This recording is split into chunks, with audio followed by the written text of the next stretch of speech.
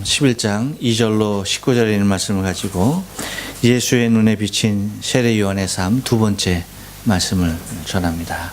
우리 다 같이 한번 인사할게요. 옆 사랑을 사시고 앞뒤 사랑을 사실 때 지난 한 주간 동안 평안하십니까? 인사합니다. 지난 한 주간 동안 평안하십니까? 평안하십니까? 평안하십니까?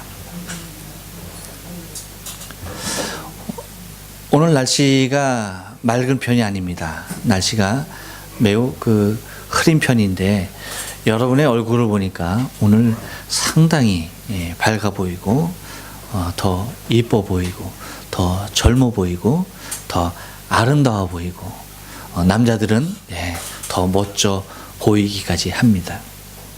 이유가 무엇일까 생각을 해봤어요. 다른 것이 아니더라고요. 우리는 누군가를 의식하면서 살아가기 때문입니다. 그래서 좀 더 누군가에게 내 모습이 더 잘 표현되기를 원하는 모습이 간절하기 때문입니다. 만약에 저도 여러분 누군가에게 나의 모습을 더 멋지고 그냥 있어도 멋지지만 더라고 얘기했죠. 더 멋지고 더 이렇게 보이려고 뭐 합니까? 이발을 합니다. 이렇게 하면 꼭 웃는 사람들이 있어요. 뭐 할 게 있다고, 뭐 이발, 목사님 뭐 자를 거나 뭐 있어요. 그래서 저도 이발소에 가서 이발사가 제 윗머리를 만질 때 허전함을 느낍니다. 이 양반이 어떤 생각으로 자를까? 다른 데 자르는 것보다 훨씬 매우 조심하면서 자르는 모습들을 제가 봐요. 이발사들이 갖고 있는 손님을 대하는 어떠한 그러한 마음이 전해지기도 합니다. 이렇듯이 여러분 정기적으로 이발을 하죠. 그리고 또 예쁘게 단장을 합니다. 그리고 여러분 어때요? 양복하고 넥타이 어울립니까?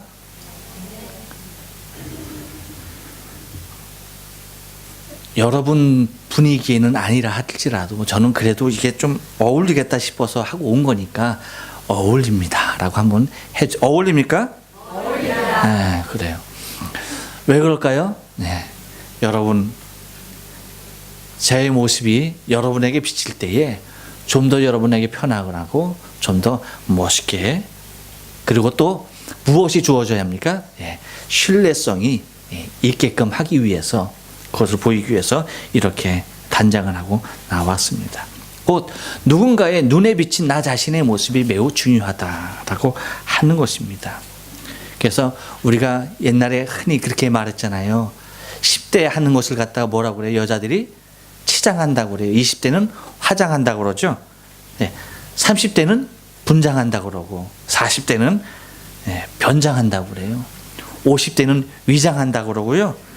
60대는 이제 위장도 모자라서 포장한다고 그래요. 그리고 70대는 환장했다고 그러고요. 80대는 뭐라고 그래요? 끝장이라고 그래요. 근데 90대는 뭐라고 그럽니까? 제가 생각해 보세요. 송장이구나. 해도 송장이구나. 그렇게 이제 표현을 하듯이 우리가 누군가의 눈에 비춰지는 우리의 모습은 매우 중요하다라고 하는 것입니다. 그래서 오늘 지난주에 여러분과 처음 말씀을 나눈 것은 세례 요한이 예수님의 눈에 어떠한 모습으로 비쳤을까? 그래서 예수님께서 세례 요한에 대하여서 말씀하시는 그 모습들을 우리가 살펴보면서 은혜를 받았고, 오늘은 그 두 번째, 그 이후에 있는 말씀을 통해서 세례 요한 그의 삶이 예수님에게 어떠한 모습으로 비춰졌는가에 대해서 우리가 좀 더 구체적으로 생각하며 은혜를 나누기를 원합니다. 반면 여러분, 이것은 세례 요한의 예수님의 눈에 비친 모습이지만 우리 또한 예수님에게 어떠한 모습으로 내 자신이 비춰질까 하는 사실에 대해서 우리가 생각하지 않으면 안 되겠다라고 하는 것입니다.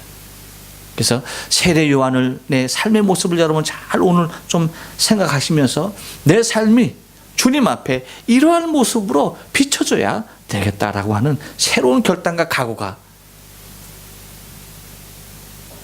주의 말씀 앞에, 우리가 예수님 앞에 우리의 모습이 그렇게 아름답게 서 있기를 원합니다. 지난주에 생각했죠. 세례 요한은 예수님에게 어떤 모습으로 비쳤습니까? 첫째 무엇이었습니까? 오실 예수를 기다리면서 살았던 세례 요한을 우리가 바라봤어요. 두 번째 뭐였습니까? 선지자로서의 삶을 살았던 세례 요한을 생각해봤고, 세 번째 뭐였습니까? 주의 길을 예비하는 자의 삶을 살았던 세례 요한의 모습을 우리가 생각해 보았습니다. 오늘은 그 뒤를 이어서 한번 세례 요한의 삶이 어떤 삶이었는가 한번 예수님의 눈에 비친 세례 요한을 우리가 한번 생각해 보길 원하는데, 한번 따라서 합니다. 마지막 선지자로 살았습니다. 그렇습니다. 여러분, 11절 말씀 보니까 예수님께서 이렇게 얘기해요. 내가 진실로 너에게 말한다. 뭐라고 말합니까? 여자가 낳은 자 중에 세례 요한보다 큰 이가 일어남이 없도다. 그러나 천국에서는 극히 작은 자라도 저보다 크다라고 말합니다. 여러분, 도대체 세례 요한이 얼마나 큰 아이로 태어났길래 여자가 낳은 자 중에 세례 요한보다 큰 사람이 없다라고 얘기를 했겠습니까? 만약에 이렇게 육체적인 모습으로 크기로 따진다라고 한다면 제 아내가 낳은 강희만큼 큰 사람이 아마 이 중에는 없을걸요. 4.3kg, 별로 안 놀랐는데요, 4.3kg를 낳았어요. 아마 제가 보기에는 세례 요한보다 훨씬 더 크게 낳았을 것 같아요. 그런데 단지 태어날 때의 모습이 큰 자로 낳느냐, 그 얘기가 아니죠. 곧 그는 왜 여자가 낳은 자 중에 가장 큰 자라고 하는 그러한 지칭을 주님께로부터 받아야 했느냐, 그것은 다름이 아닙니다. 그의 삶이 마지막 선지자의 삶으로 살았기 때문입니다. 그는 이 땅에 와서 마태복음 3장 2절에서 외치듯이 광야에서 외치는 소리가 있었다라고 1절에서 말하면서 2절에서 이렇게 말합니다. 회개하라, 천국이 가까웠느니라 라고 하면서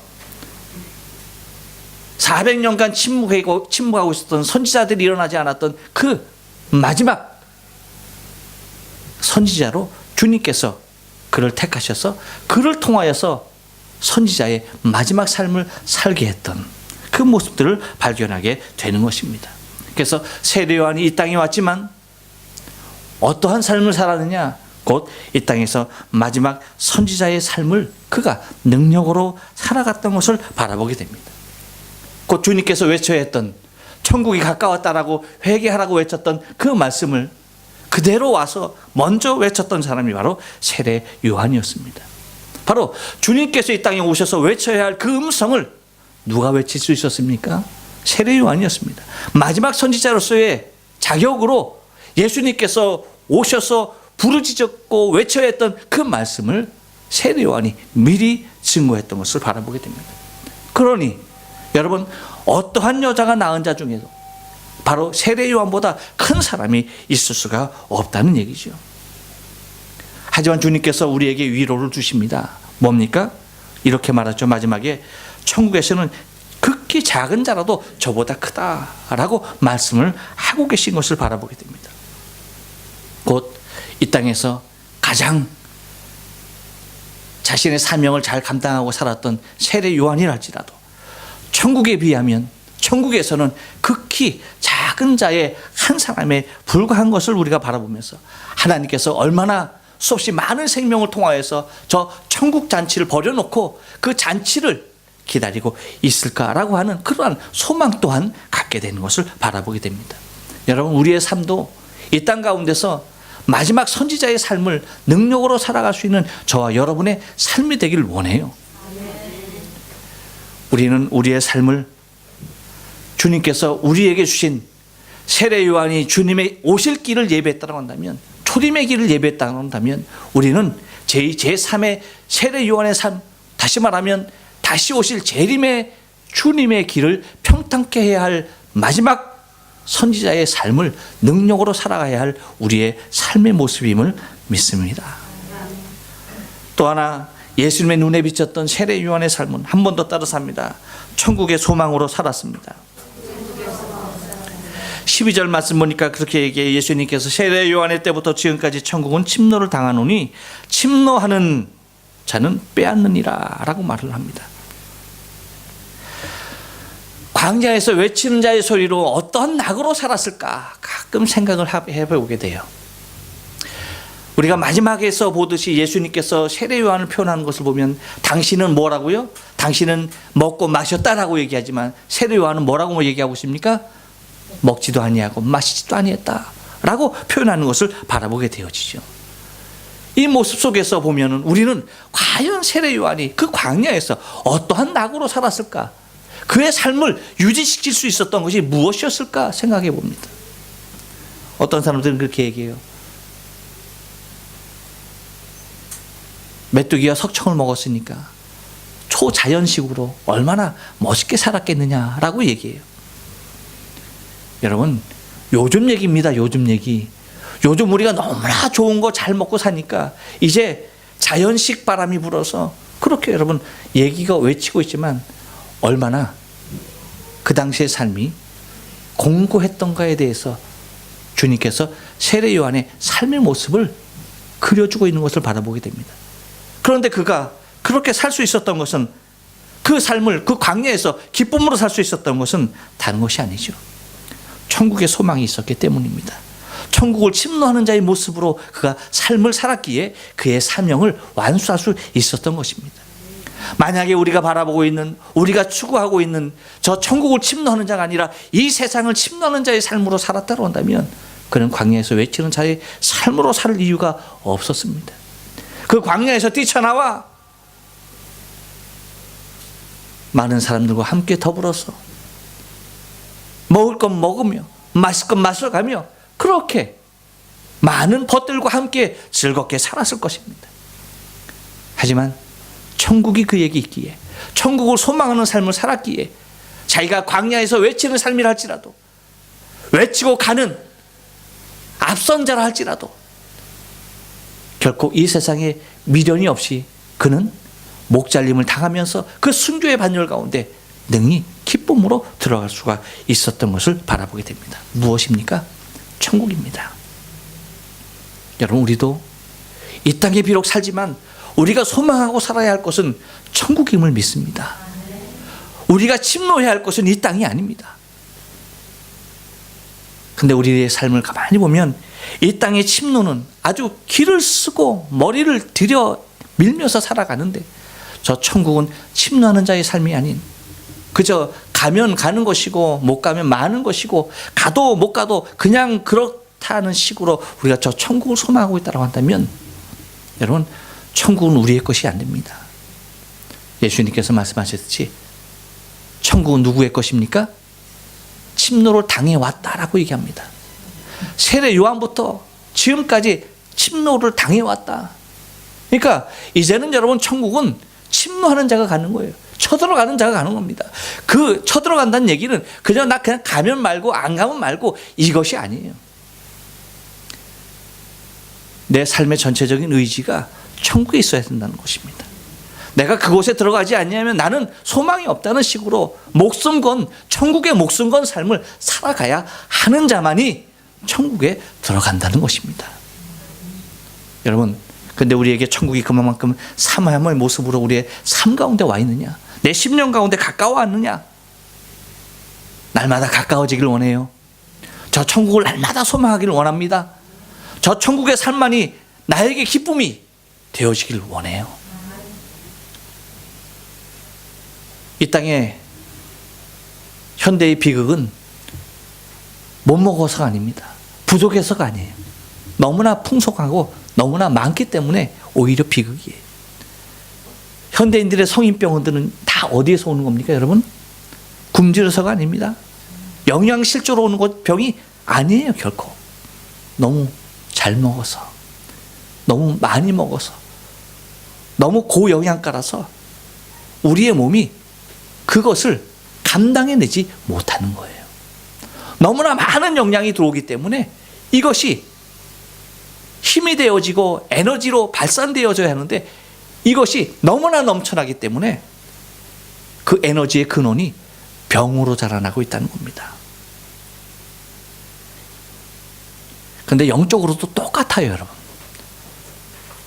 우리는 이 땅에서 너무나 많은 것을 누리며 즐기며 살다 보니까 그것이 오히려 저 천국을 소망하는 데에 큰 질병으로 자리하게 돼요. 저 천국을 그리는 것이 아니라 더 맛있는 것, 더 즐거운 걸 찾게 되더라고요. 여러분, TV에서 프로그램 하는 거 보세요. 하나같이 더 맛있는 거 찾아다니는 거 아닙니까? 그렇죠? 똑같은 거예요. 똑같은 종류예요. 그런데 무엇을 찾느냐? 더 맛있는 것을 찾아요. 똑같은 물건입니다. 근데 뭐 하는 겁니까? 더 좋은 걸 찾아요. 그래서 끊임없이 다니는 겁니다.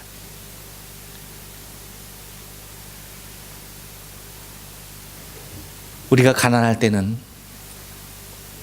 한 끼의 식사가 우리에게 얼마나 소중했는지 몰라요. 우리가 없이 살 때는 한 벌의 옷이 우리에게 얼마나 소중하고 큰 기쁨이었는지 몰라요. 그런데 한 끼의 식사, 여러분, 우리에게 기쁨이지 않습니다. 한 벌의 옷, 더 이상이 우리의 기쁨으로 오지 않아요. 우리가 영적으로도 마찬가지예요. 우리가 가난할 때, 심령이 가난할 때 우리가 바라는 것은 이 땅의 풍요가 아닙니다. 하나님의 나라, 그 천국을 소망하는 거예요.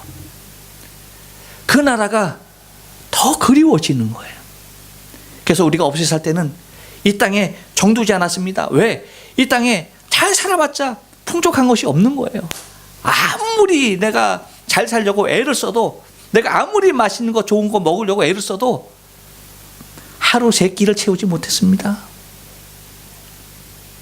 우리 부모 세대만 보더라도 하루 세 끼요? 택도 없던 소리입니다. 여벌의 옷이요? 그렇지 않았습니다. 그때는 무엇을 소망했습니까? 천국을 소망했어요. 그래서 하나님의 나라에 가면 신부들이 입는 하얀 옷을 입고 주님 맞을 그거 소망하면서 지금 다 낡은 옷이라도 위로받고 살았습니다. 오히려 낡은 옷이 힘이 됐어요. 날마다 먹지 못하는, 날마다 영양이 부족한 배고픔의 굶주림이 한 끼의 식사가 하나님의 나라에 가면 철에 따라서 익어지는 열매들을 바라보면서 그거 소망하면서 오히려 부족한 식사가 저 하나님의 나라를 소망케 했습니다. 저 천국을 그리워하게 했다는 거죠. 그런데 지금 우리의 풍성함은 저 천국에 대한 기대치가 더 사그러져가는 것을 바라보게 됩니다. 여러분, 세례 요한은 비록 약대 털옷을 입고 메뚜기와 석청을 먹었지만 그의 삶 가운데는 오직 저 천국이 소망이었기에 그는 기쁨으로 그 삶을 살아갈 수가 있었습니다. 여러분, 우리의 소망은 천국이어야만 합니다. 천국을 소망하면서 천국 생각할 때마다 기쁨이 넘쳐나고, 천국 생각하면 이 땅에서 고통 잠깐의 것이라고 생각하고 오히려 기쁨과 즐거움, 환희가 넘쳐나는 저 천국이 되어야 할 줄로 믿습니다. 또 하나, 세례 요한의 삶은, 예수님의 눈에 비친 세례 요한의 삶은 한 번 더 떠나삽니다. 기적이 아닌 사명으로 살았습니다. 예, 여러분, 13절 14절 말씀 보니까 이렇게 해요. 모든 선지자와 및 율법에 예언한 것이 요한까지니 만일 너희가 즐겨받을진대 오리라 한 엘리야가 곧 이 사람이니라 라고 예수님이 말씀하십니다. 자, 곧 오리라 하곤 엘리야가 바로 이 사람 세례 요한이다 라고 얘기하고 있어요. 그런데 왜 그렇다고 나면 예수님께서 세례 요한을 엘리야와 비교하고 있을까라고 할 때에, 여러분, 엘리야 하면은 어떤 생각이 듭니까? 선지자 중에서도 대표격이죠. 그렇죠? 대표격 선지자죠.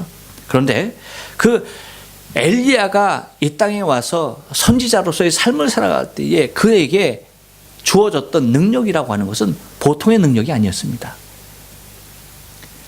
그가 7번의 기적을 행하는 것을 바라보게 됐는데, 물론 그 다음에 엘리사는 갑절의 은혜를 구했더니 몇 번의 기적을 행합니까? 14번 행하지만 엘리야가 7번의 기적을 행하는데 그 7번의 기적이 그냥 자자부리한 기적이 아닙니다. 엄청난 기적이었어요. 우리가 잘 알죠? 아합 왕에서 앞에서 뭐라고 얘기합니까? 비가 오지 않을 것이다 라고 얘기합니다. 그랬을 때 하늘에 비를 멈췄던 사람이 엘리야입니다. 열왕기 17장 1절에서 얘기하고 있죠. 또한 양식이 없어서 이제 굶어 죽어야 하는 사르밧 과부의 집에 양식이 끊어지지 않게 하는 능력을 행했던 사람입니다. 또한 그것뿐만 아니죠. 죽은 아들을 살리는, 생명을 살리는 기적까지 행했던 사람이고, 하늘에서 불을 내렸던 사람이 누굽니까? 엘리야입니다. 그것뿐만이 아니죠. 3년 동안 내리지 않던 그 비를 이제 다시 내리게 했던 사람이 또 누구예요? 엘리야입니다. 그것뿐만 아니라 그를 잡으러 온 50부장과 50인을 불에 태워 죽이는 능력까지도, 그리고 요단이 갈라지는 능력까지도 행했던 사람이 누굽니까? 엘리야입니다. 이렇듯 엄청난 기적을 행했던 사람이 엘리야예요. 그런데 예수님께서 적어도 엘리야에 비교한 선지자라고 세례 요한을 얘기한다라고 한다면, 여러분 어떤 모습으로 얘기가 됐었을까요? 그러면 세례 요한은 적어도 엘리야는 엘리사 제자에게 2배의 능력이 주어지고 14가지의 기적을 행했지만, 그렇다고 하면 세례 요한은 더 많은 기적을 행해야 되지 않겠는가 싶습니다. 우리가 그냥 이치상으로 보면 그렇게 돼야 되지 않겠느냐라고 생각이 들어요. 그런데 성경에 여러분 세례 요한이 행했던 기적이 단 하나라도 있었습니까? 없습니다. 불의 선지자 엘리야로 비교되어지고 다시 오실 엘리야가 세례 요한이다라고까지 얘기했는데, 기적의 표상, 능력의 표상 그 엘리야라고 얘기했는데 세례 요한이 행했던 기적은 단 하나도 없었던 것입니다. 무엇입니까? 세례 요한은 기적으로 살았던 사람이 아닙니다. 사명으로 살았던 사람이에요. 이것 여러분 우리가 깊이 명심해야 돼요. 많은 믿음의 사람들이 지금 추구하고 쫓아가고 현상적인 것을 바라는 수없이 많은 성도들에게 비춰지길 원하는 것이 능력의 선지자로 비춰지길 원합니다. 또한 그러한 선지자들을 원하고 있고 그러한 목회자상을 바라고 있어요. 그런데 여러분 우리의 삶 가운데 진정으로 주님께서 인정하시고 필요하면서 받아주시는 것은 능력이 아닌 사명으로 자신의 인생의 삶을 달려가는 자들을 기쁨으로 받으시는 것을 우리가 잊지 말아야 합니다. 기적이 우리를 풍요롭게 할 것 같아요. 기적이 우리의 믿음을 상승시킬 것 같아요. 하지만 그렇지 않아요.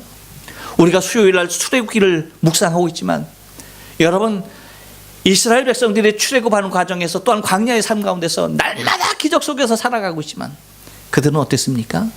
오히려 하나님이 우리 중에 있는지 없는지 모르겠다. 불평과 불만으로 일색했던 삶이 그들의 삶이었어요. 기적이 우리의 믿음을 상승시킨다고요? 그렇지 않습니다. 사명이 나의 믿음의 길을 지켜나가고 있음을 잊지 말아야 돼요. 그래서 사명으로 우리의 인생의 삶을 살아가는 것이 그 무엇보다도 중요한 것임을 잊지 말아야만 합니다. 또 하나 예수님의 눈에 비친 세례 요한의 삶은 한 번 더 따라서 합니다. 설렘과 감동이 있는 삶이었습니다. 그렇습니다 여러분. 17절 말씀 보니까 가로되 우리가 너희를 향하여 피를 불어도 너희가 춤추지 아니하고 애곡하여도 너희가 가슴을 치지 아니함과 같도다. 근데 이 세대가 여러분 세례 요한의 이 땅에 와서 외쳤던 그 시대와 똑같아요. 예수님이 오셔서 초림의 주로 오셔서 구속을 완성하는 어떤 그런 시기의 사회적인 모습이 이 땅에 재림의 주로 오셔서 완벽한 하나님의 나라를 이룰 그 모습의 시기와 다르지 않다는 거예요. 똑같다는 겁니다.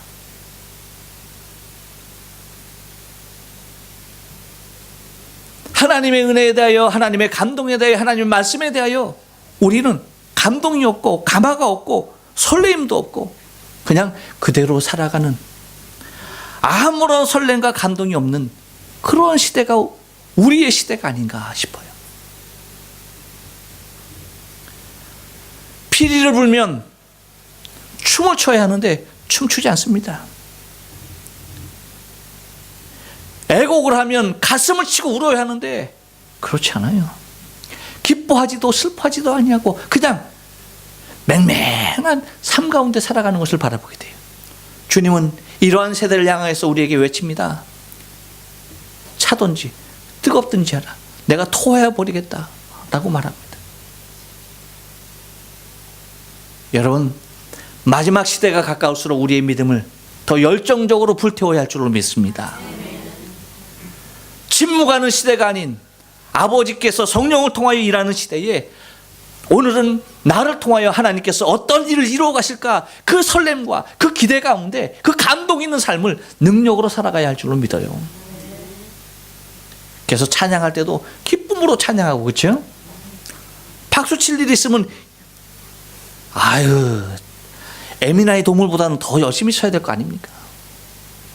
그렇죠? 그리고 기쁘고 신이 나는 찬양이 있으면 춤도 추면서 찬양하고. 안타까운 것은 춤추는 것은 사단에게 다 빼앗겨 버려가지고, 그렇죠? 춤하면은 이상한 연상만 하게 되어지고 춤추는 사람이 마치, 그렇죠? 옛 삶을 벗어버리지 못한 모습으로 취급되어지는 안타까운 시대. 어린아이와 같이 춤춰야 할 줄로 믿어요. 한번 일어나서 춤춰볼까요? 네, 무리겠죠. 네. 아무튼 설렘과 감동이 있어야 한다는 것입니다. 그 삶이 세례 요한에 있었기에 그는 비록 외치는 자의 삶이었지만 강력하게 외칠 수 있었고, 헤롯 왕이 누구를 두려워합니까? 세례 요한. 얼마나 두려워했는지 모르죠. 엄청나게 두려워했습니다. 왜 그래요? 그의 삶은 보통 다른 사람과 달랐어요. 보통 일반 제사장이나 대제사장, 서기관, 바리새인들과는 전혀 달랐습니다. 그의 입에서 선포되는 말씀은 힘과 능력이 있었고 감동이 있었고 떨림이 있었던 그 모습들을 발견하게 되어지죠. 또 하나 세례 요한의 눈에 비쳤던, 예수님의 눈에 비쳤던 세례 요한의 삶은 한 번 더 따라서 합니다. 절대 가치로 살았습니다. 예, 그렇습니다. 여러분 18절로 19절 말씀 보니까 요한이 와서 먹지도 않고 마시지도 아니하며 저희가 말하기를 귀신 들렸다 하더니 인자가 와서 먹고 마시며 말하기를 보라, 먹기를 탐하고 포도주를 즐기는 사람이요 세리와 죄인의 친구로도 하니 지혜는 그 행한 일로 인하여 옳다함을 얻느니라. 할렐루야. 여러분, 우리의 삶이 먹고 마시는 것으로 판단되어져서는 안 돼요.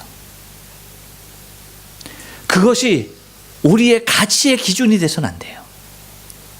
무슨 얘기인지 아시겠습니까?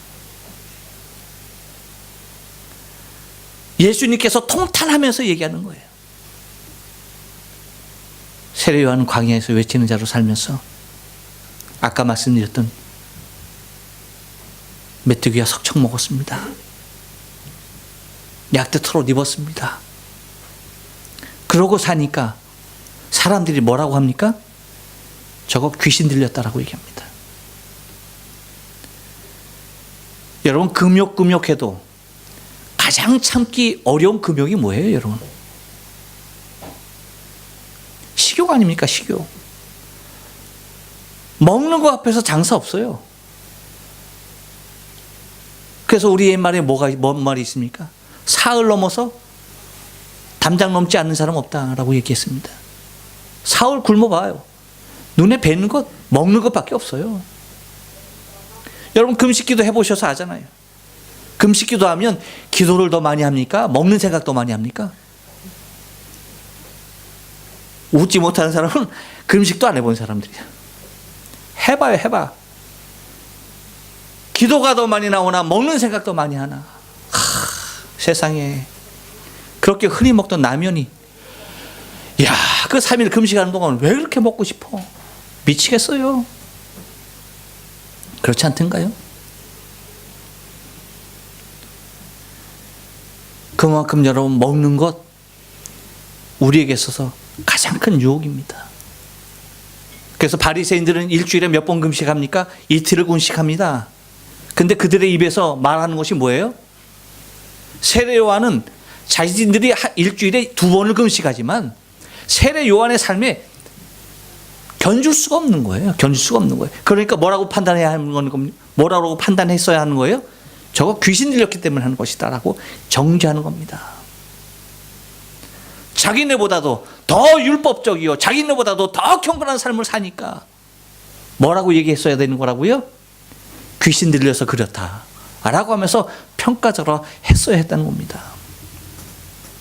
그런데 예수님은 오셔서 그렇게 사셨습니까? 그렇지 않았어요. 예수님은 굶주린 자에게 누구에게든지 먹을 것을 주었습니다. 너에게 무엇이 있느냐? 저들에게 너희가 먹을 것을 주어라 라고 얘기했습니다.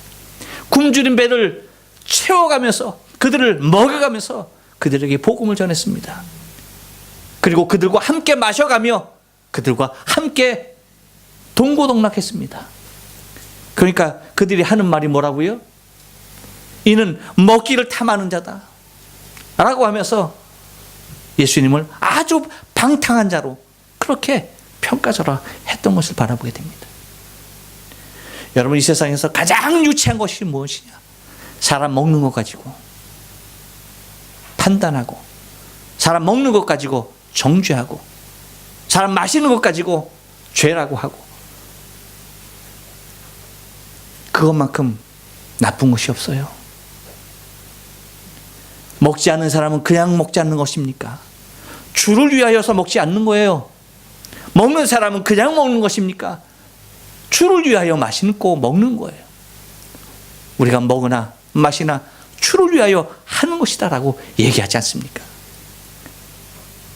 바울이 평생 고기 먹지 않았습니다. 그러면 사람들이 보고서 뭐라고 말합니까? 위선자다라고 얘기합니다. 그렇지만 바울이 고기를 먹지 않았던 이유가 뭐예요? 고린도 지역에 그 우상 숭배하면서 드렸던 그 수없이 많은 제물들, 예수님께서 먹는 것에 대하여 베드로에게 대하여 뭐라고 말합니까? 집어 먹으라. 근데 그 안에 보였던 것이 다 뭐예요? 부정한 짐승입니다. 나는 먹지 않겠습니다. 나는 이런 것들을 먹어본 적이 없습니다. 내가 정결케 했는데 먹어라.